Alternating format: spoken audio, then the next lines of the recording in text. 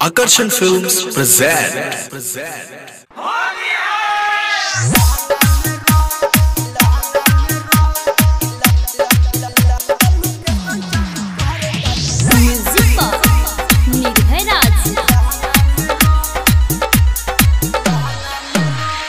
घर से इकले बहरिया हमन के देखिए के मरल के अखिया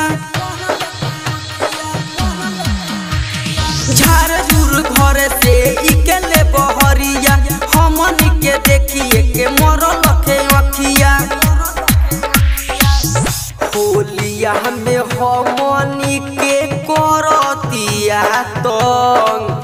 होलिया में हमनी के करतिया तलु के संग चालू कर डाली चोलिया में रंग तलु के संग चालू कर डाली चोलिया में रंग तलु के संग चालू कर डाली लहंगा में रंग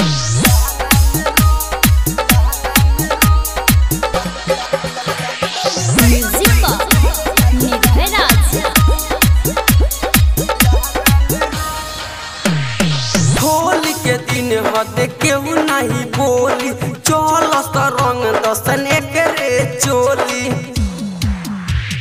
होली के दिन हद केहू नहीं बोली चल रंग दसन एकरे चोली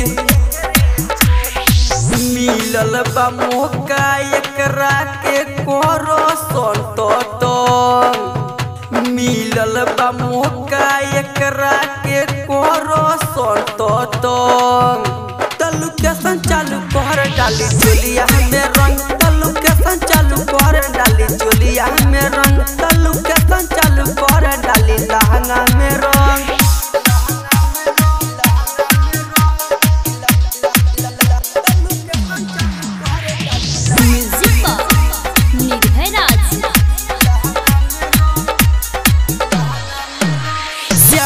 सोहाना रंजित कोयला तोके कहाँ कहाँ भागता मुहुआ मोर के